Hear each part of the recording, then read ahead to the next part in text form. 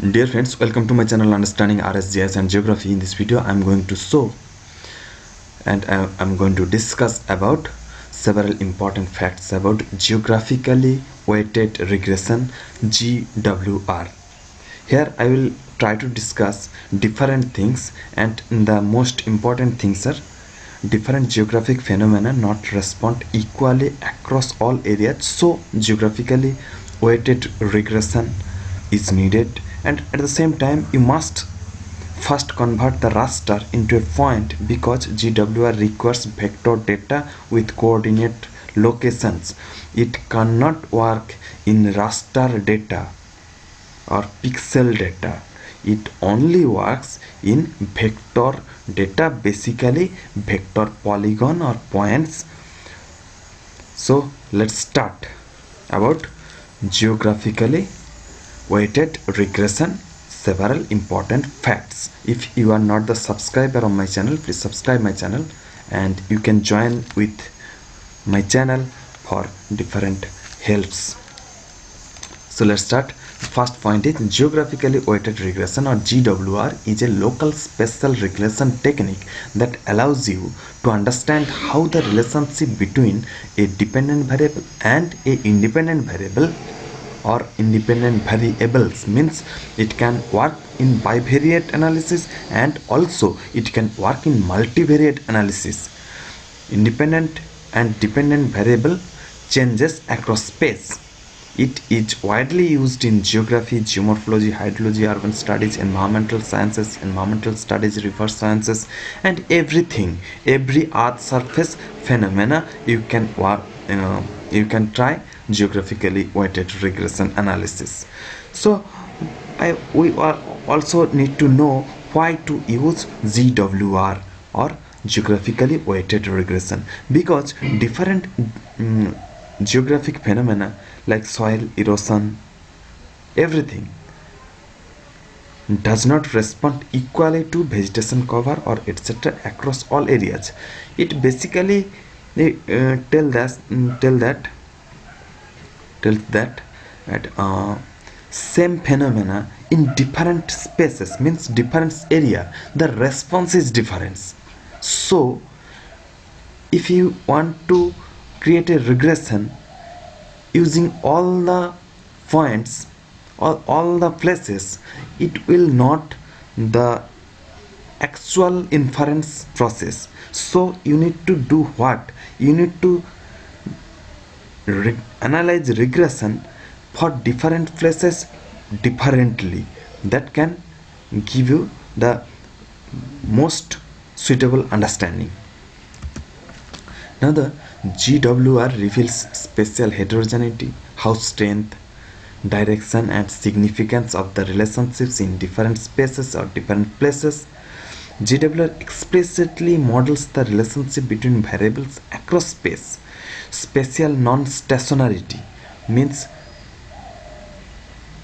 for different places what data will be needed for analysis of GWR, geographically weighted regression. Kernel function and bandwidth.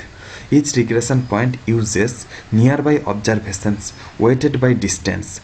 Think that you are working in education and employment in different districts of any state, and you get the you have the educational level data and the employment rate data of different districts.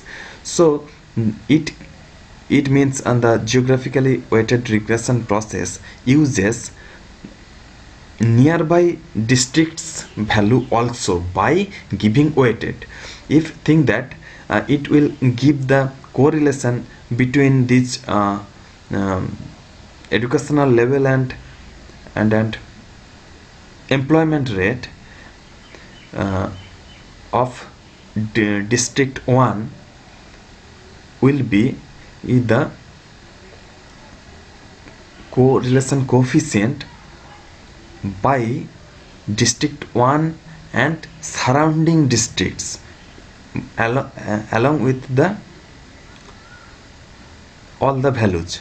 means the bandwidth is a important thing here, because when it calculates the correlation coefficient, it gives the maximum weightage to the district, to the values of the district it 1, and less weightage to the surrounding districts, and more the distant district, less means minimum weightage. Think that if it can give weightage of 0.8 to district 1, then it can give district 2 or nearby district as 0.1, and then nearby district 0.05. Like this it can give the weightage. So it is called as geographically weighted regression, not exactly on the district 1 data for correlation coefficient, and for this it is called as geographically weighted regression. And you also know that no correlation coefficient can be created by a single point, means one district means one data. Using one data it is not possible. At least 3-point data will be needed for creating correlation coefficient. And so once again I am repeating this, what data will be needed: kernel function and bandwidth. Each regression point uses nearby observations weighted by distance. Kernel equal to Gaussian, bi-square, etc. Bandwidth equal to how far the local model extends. And then output, local coefficients. What will be the output of this analysis? You can get local coefficients, local intercept, local beta 1, beta 2 slope coefficients, local r square, and local residuals. These coefficients helps interpret where relationships are strong and where the relationships between two variables in case of bivariate analysis, and between other variables in case of multivariate analysis, it can give the strong or weak relationship status. Now the two or multiple variable can be regressed by GWR. When you run GWR with multiple independent variables, the output becomes a set of spatially varying coefficient maps and tables. This is the most important part of GWR. You do not get one coefficient for each variable, you get one for each polygon. But in case of other regression analysis, you will get one coefficient for total polygons. GWR does not run a regression with only one point of a polygon. GWR creates a local neighborhood around each location and gives them the weightage according to their distance from the key location, and or on which point you want to get the regression or correlation coefficient, etc. In the previous example for the district 1, each local regression uses many nearby points on the basis of polygons. And so even though you get a coefficient for each subbasin or sub point, the regression at the sub point, sub location, sub polygon uses all or many other subbasins nearby. As an example, you can see like this.